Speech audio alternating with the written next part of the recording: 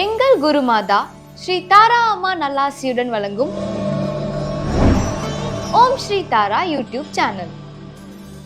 ஓம் ஸ்ரீ தாரா நேயர்களுக்கு வணக்கம். எல்லாரும் நல்லா இருப்பீங்க அப்படின்னு சொல்லி நினைக்கிறோம். நாங்களும் ரொம்ப நல்லா இருக்கும். முன்னாடியே மந்திரம்னா என்ன அப்படின்றத பத்தி நாங்கள் ஒரு பெரிய வீடியோவே உங்களுக்காக போட்டிருக்கோம். அந்த மந்திரத்துல பீஜ மந்திரம் அப்படின்றது ரொம்ப ஃபேமஸான, நம்ம நிறைய இடத்துல கேள்விப்பட்டிருப்போம். ஸோ அப்படின்னா என்ன, அதை நம்ம எந்தெந்த கடவுளுக்கு வழிபடலாம் அப்படின்ற மாதிரியான விஷயங்களை தான் இந்த வீடியோல நம்ம பார்க்க போறோம். அதுக்காக மம்மியும் நம்மளோட வந்துட்டாங்க.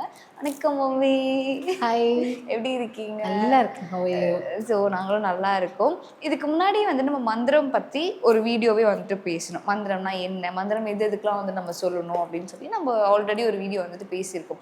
இதுலேயே இந்த பீஜ மந்திரம் அப்படின்றது நம்ம நிறைய இடத்துல கேள்விப்பட்டுட்டே இருக்கோம். பீஜ மந்திரம்னா என்ன, எதுக்கெல்லாம் நம்ம அதை பயன்படுத்தலாம், என்ன மாதிரியான விஷயங்கள்லாம் பீஜ மந்திரத்துக்குள்ள அடங்கும்?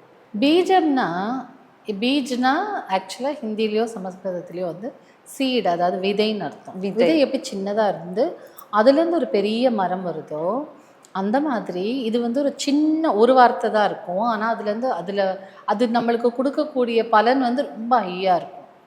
இதில் என்ன ஒரு டிஃப்ரென்ஸ்னால், மாலா மந்திரம்னு சொல்கிறது பெருசாக வர மந்திரம். அந்த பெருசாக வர மந்திரம் நம்பர் ஆஃப் கவுண்ட் கம்மியாக இருக்கும். ஒரு 10,000 தடவை சொன்னாலே உங்களுக்கு நல்லா ஆகிடும். 1008 தடவை சொன்னால் நல்லா ஆகிடும். பீஜாட்சரம்லாம் மினிமம் ஒரு 1 lakh ஆகுது போடணும். 1 lakh. இதுக்கு இந்த பீஜாட்சரம் எப்படின்னா, மாலா மந்திரம்லாம் நம்ம சத்தமாக சொன்னாலும் ஓகே தான். இந்த பீஜாட்சரம் சத்தமாக சொன்னாலும் நடக்கும். இல்லாட்டி நம்ம நாக்கு அசையாமல் மனசுக்குள்ளேயே சொல்லும்போது இன்னும் பவர் ஜாஸ்தியாக இருக்கும். ஸோ அந்த பீஜாட்சரத்தில் நிறைய ஒரு கடவுளுக்கு ஒரு பீஜம்னு சொல்லுவாங்க. ஓகே. ஸோ அந்த மாதிரி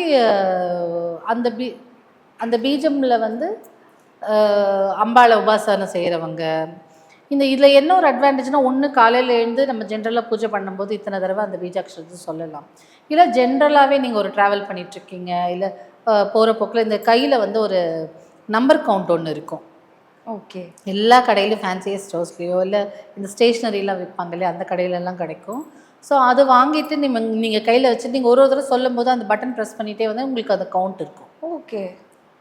ஸோ அந்த நம்ம சும்மா கவுண்டிங் பட்டன் சொல்லிவிட்டு இந்த டியூரிங் ரம்ஜான் டைம்லலாம் இவங்க முஸ்லிம்ஸ்லாம் சாண்டிங் எப்போ பண்ணிகிட்டே இருப்பாங்க இல்லையா, அதுக்கு அவங்க இந்த ஃபிங்கரில் போட்டுகிட்டே இருப்பாங்க, ப்ரெஸ் பண்ணிகிட்டே வருவாங்க. ஓகே. ஸோ இந்த பீஜாட்சரம் நம்ம சாண்ட் பண்ணிகிட்டே இருக்கோம். இப்போ ட்ராவல் பண்ணிகிட்ருக்கோம், இல்லை ஒரு சும்மா உட்காந்துருக்கோம், சமைச்சிட்ருக்கோம் அப்படின்னா இது பாட்டு நம்ம ஒரு கையில் போட்டு சமைச்சிட்டே நம்ம பீஜாட்சரம் சொல்லலாம். பட் காலையில் ஒரு பூஜை ஒன்று பண்ணிட்டு தான் பண்ணணும்.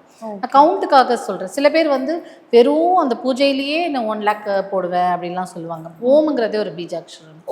ஓம்ங்கிறதே ஒரு பீஜாட்சரம். அதே மாதிரி க்ளீம்ங்கிறது ஒரு பீஜாட்சரம், ஸ்ரீம்ங்கிறது ஒரு பீஜாட்சரம். அந்த மாதிரி ஒரு அக்ஷரத்தை நம்ம மனசுக்குள்ளேயே சொல்லும்போது அது உருன்னு சொல்லுவாங்க. அந்த ரெப்படிஷன் ஆஃப் இந்த மந்திரம் எத்தனை தடவை சொல்கிறோங்கிறது சொல்ல நம்மளுக்குள்ளேயே ஒரு பவர் வரும். அதாவது அந்த மந்திர அதிர்வுகள் சொல்கிறாங்கல்ல, அது நமக்குள்ளேயே ஒரு பவர் வரும், நமக்குள்ளேயே ஒரு பாசிட்டிவ் எனர்ஜி வரும். எந்த கடவுளையும் நினச்சி நம்ம அந்த பீஜம்மை சொல்கிறோமோ அது அவ்வளோ பவர்ஃபுல்லாக இருக்கும். ஓகே. சிம்பிளாக இல்லை நான் மந்திரம் மாதிரி சொல்லணும் அப்படின்னா, அந்த பீஜம் நடுவில் முன்னாடி ஓம், இந்த பின்னாடி நமக போட்டுக்கலாம். சே ஃபார் எக்ஸாம்பிள் க்ளீம்னு வச்சுக்கோங்களேன், இல்லை ஸ்ரீம்னு வச்சுக்கோங்க. ஓம் ஸ்ரீம் மகாலட்சுமி தான் ஸ்ரீம். ஸோ ஓம் ஸ்ரீ மகாலட்சுமி நமக. சரஸ்வதிக்கு நாலேஜுக்கு இல்லையா, ஸோ ஓம் ஐம் ஹ்ரீம் ஸ்ரீம் அப்படின்னு 2-3 பீஜாட்சரம் சேர்த்தும் சொல்லலாம், பண்ணிக்கலாம். ஸோ இந்த பீஜாட்சரத்துக்கு நிறைய பவர் இருக்குது. எப்படி ஒரு சொன்ன மாதிரி ஒரு ட்ரீ மாதிரி வளருமோ, இதோட பவரும் அந்த ட்ரீ மாதிரி அவ்வளோ நம்மளுக்கு பெனிஃபிட்ஸ் கொடுக்கும். ஓகே. இப்போ நீங்கள் சொன்னீங்க 2-3 மந்திரம் கூட சேர்ந்து சொல்லலாம் அப்படின்னு சொல்லி. இப்போ இந்த மந்திரத்தோட இந்த மந்திரம் சேர்க்கக்கூடாது அப்படின்ற மாதிரி ஏதாவது ஒரு விஷயம் இருக்கா? இருக்குது, அந்த மாதிரியும் இருக்குது. ஒரு சில பீஜாட்சரம் ஒன்றா சேர்க்கக்கூடாதுன்னு சொல்லுவாங்க. முன்னாடி பின்னாடி போடும்போதும் அதோட தன்மைகள் மாறும்னு சொல்லுவாங்க. ஓகே.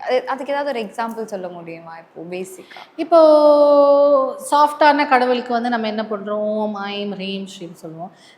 சில டைம் கொஞ்சம் உக்ரமான கடவுளுக்கு அந்த ஹ்ரீம் முன்னாடி போட்டுருவோம். ஸோ ஓம் ஹ்ரீம் ஐம் ஸ்ரீம்னு சொல்லுவோம். ஸோ அந்த மாதிரி மாற்றி மாற்றி சொல்லுவோம். ஒரே பீஜாட்சரத்தில் பிளேஸ்மெண்ட்ஸில் கூட மாற்றி சொல்லுவோம். நிறைய தடவை வந்து இந்த புக்கிலெல்லாம் இந்த பிரிண்ட் ஆகி வர புக்கில் வந்து எது மெயினோ அந்த பீஜாட்சரம் எடுத்துருவாங்க. ஓகே. பிகாஸ் அது தப்பாக கையில் போகக்கூடாதுங்கிறதுக்காக. மந்திரங்களுக்கே ஒரு சாபம் ஒன்று இருக்கும்.